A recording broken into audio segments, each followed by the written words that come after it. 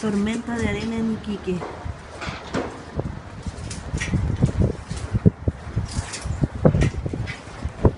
Muy fuerte.